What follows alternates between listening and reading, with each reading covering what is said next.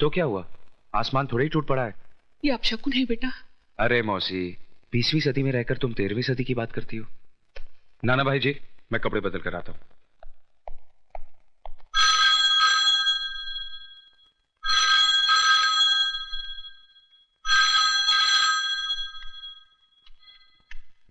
Hello, मैं जज अमरनाथ बोल रहा हूँ। बोलिए जज साहब, मैं विजय की मौसी बोल रही हूँ। शगुन का सामान तो वापस मिल गया होगा।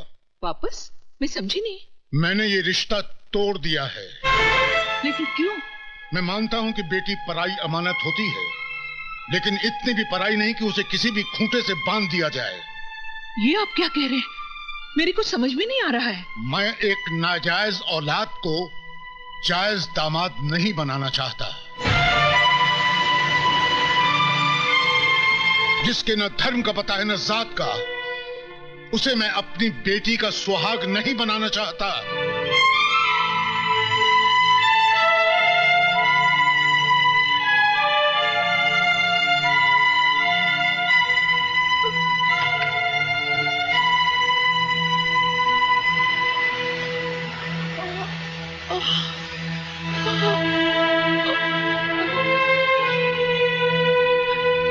मौसी जी, ये साड़ियाँ कहाँ रख दूं? बाहर कचरे के डिब्बे में। जी? तुमने सुना नहीं?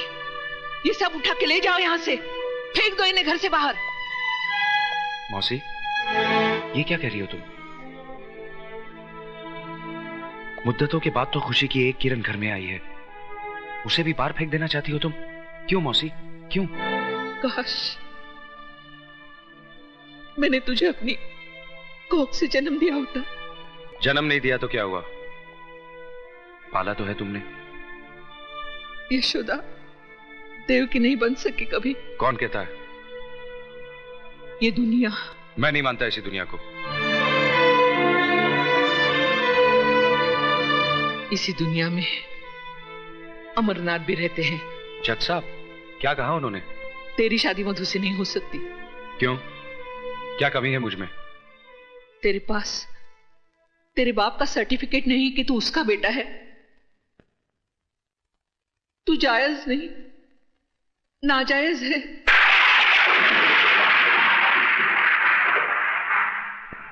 तू हरामी है।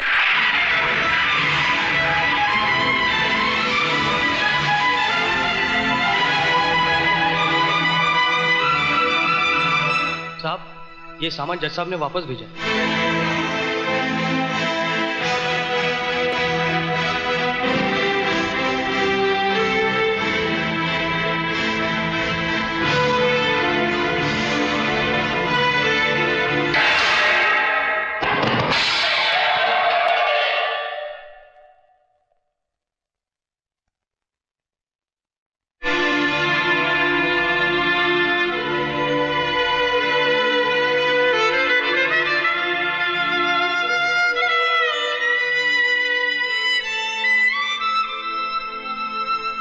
क्या सोच रहा है?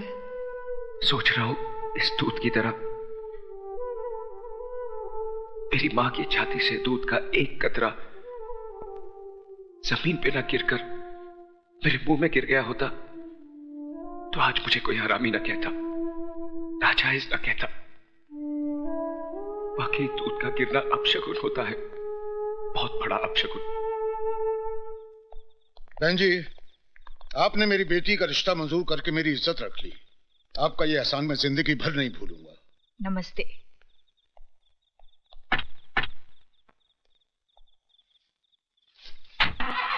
नमस्ते। चल चुप हो जा, तेरे पापा को फोन करती हूँ। I love you. चल। लो ये आ गए। मैं आप ही को फोन करने जा रही थी। क्यों, कोई खुशखबरी है क्या? सुनोगे तो खुशी से नाचने लगोगे। अरे वाह, तो लो हम पहले से ही नाच लेते हैं। सुनो ना, जज साहब आए थे, अपनी बेटी का रिश्ता हमारे राजा के साथ तय कर गए।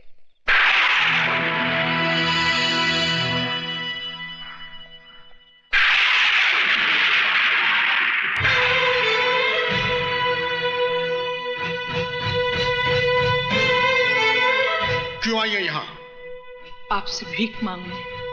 भीख में इंसान 2 पैसे या 2 रोटी देता है, अपने जिगर के टुकड़े या अपने खानदान की इज्जत नहीं देता। जज साहब, मैंने विजय को अपनी कोख से जन्म तो नहीं दिया, लेकिन अपनी छाती से लगाकर उसे पाला जरूर है। मैं उसके स्वभाव को अच्छी तरह से जानती हूँ। उसके दिल की धड़कनों को मीलों दूर बैठकर मैं सुन सकती हूँ। अगर उसे मधु का प्यार नहीं मिला तो वो खुद को मिटा देगा। जज साहब, वो खुद को मिटा देगा। जो इंसान पाप के बीच से पैदा हुआ हो उसका मर जाना ही बेहतर है। डैडी, विजय की जिंदगी कोई आपकी अदालत का मुकदमा नहीं है जिसका फैसला जब चाहा आपने सुना दिया। वो मेरा प्यार है, मेरा सुहाग है। आपको कोई हक नहीं है कि मेरे माथे से विजय के नाम का सिंदूर मिटा दें। मधु! चिल्लाकर आप हमारे प्यार की आवाज को दबा नहीं सकते। हमने मोहब्बत की है और इस आग को जो भी बुझाने की कोशिश करेगा वो खुद जलकर राख हो जाएगा। मारिए और मारिए, आप आपका हक वसूल कीजिए और मैं महबूबा का फर्ज अदा करूंगी। मैं तुझे जिंदा नहीं छोड़ूंगा।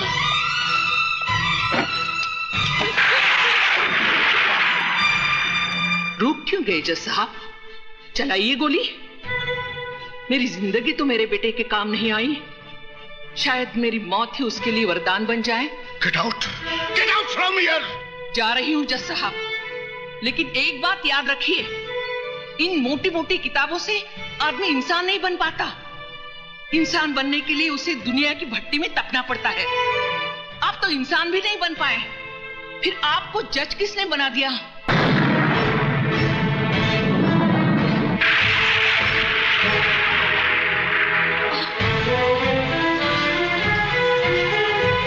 क्या हो मौसी? कुछ नहीं, घर ले चल मुझे। मौसी! मौसी तो घर में नहीं है, वो तो जज साहब के यहाँ गई हैं। जज साहब क्या? जी हाँ। साहब मौसी। क्या हुआ मौसी को? मौसी बाहर गाड़ी में साहब। बाहर गाड़ी में? जी।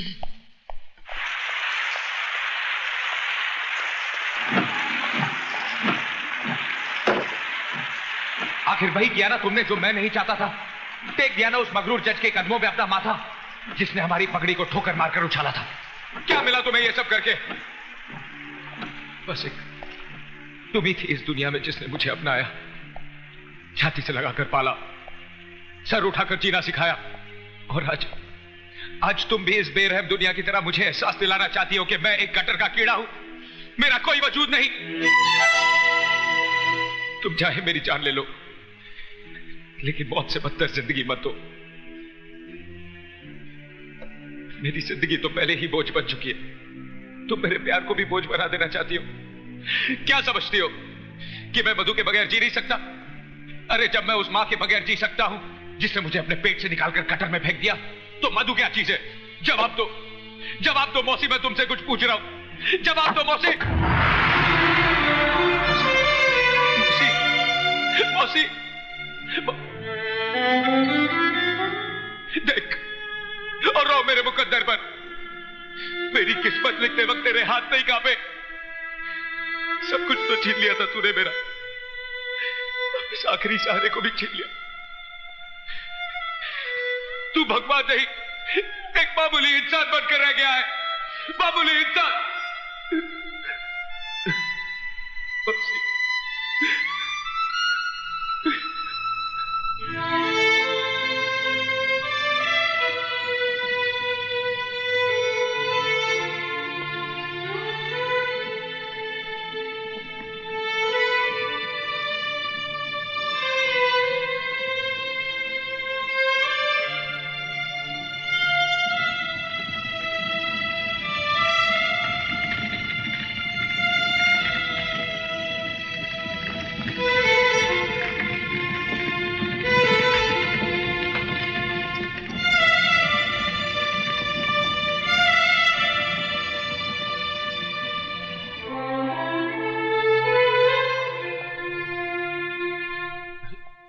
क्या कर रहे हैं आप?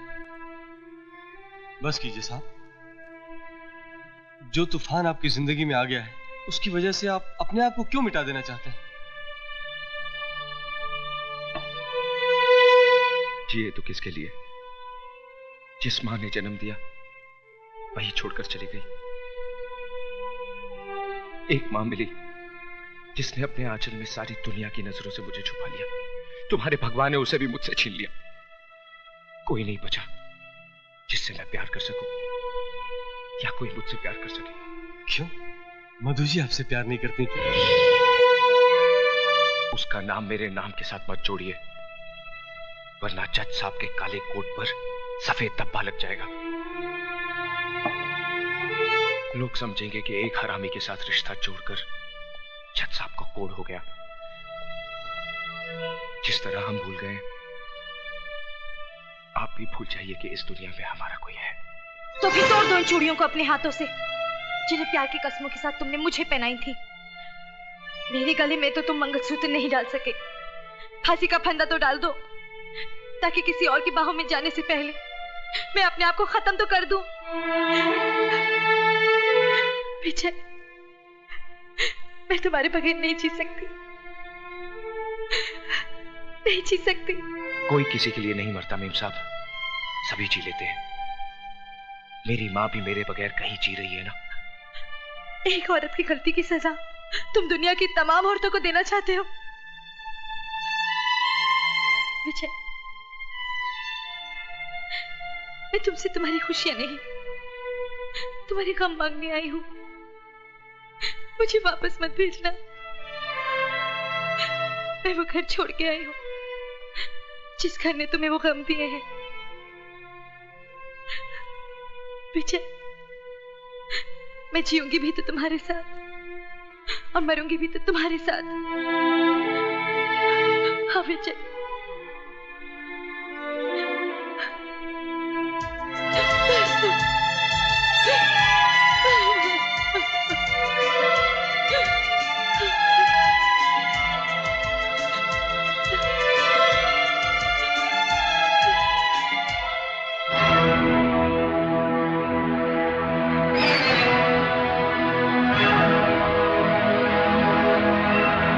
तुम अपने आप चलकर मेरे पास आती हो, या मैं इस हरामी की लाश पर चलकर तुम्हारे पास आऊं? इस हरामी की लाश पर चलकर तुम्हारे पास आऊं।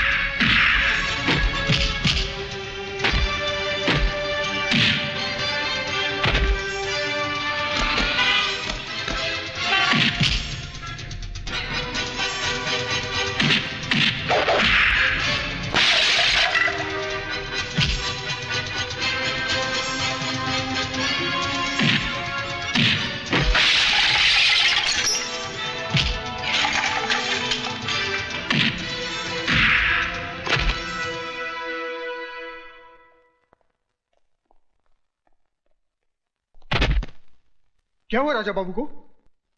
यह होश में आए तो इसे कह देना कि मैंने इसकी जिंदगी को मौत का लिबास इसलिए नहीं पहनाया क्योंकि इस घर में रहने वाले के बहुत से एहसान है मुझ पर। दोबारा अगर इसने मेरे बीते हुए कल में झांकने की कोशिश की तो इसे आने वाला कल देखना नसीब नहीं होगा। राजा, मेरा बेटा राजा, राजा क्या हो गया इसे? ये कुछ बोल क्यों नहीं रहा है? राजा, होश में आओ राजा, डॉक्टर को बुलाओ। राजा, बोल बेटा बोल। देखिए विजय कुमार की हिम्मत, अब तो आपके खून से भी होली खेलने लगा है। नहीं, ऐसा नहीं हो सकता। इसमें जरूर राजा की कोई गलती होगी। विजय कुमार को मैं अच्छी तरह से जानता हूँ। आप विजय को कितना जानते हैं आज मैं ये जानकर रहूंगी। मेरे बेटे के खून से बदबू आती है और उस कमीने के पसीने से महक आती है। आज इस बात का फैसला होकर रहेगा। एक बाप अपने बेटे के खून को बहता हुआ देख सकता है, मगर मां नहीं। मैं डॉक्टर को फोन करता हूँ।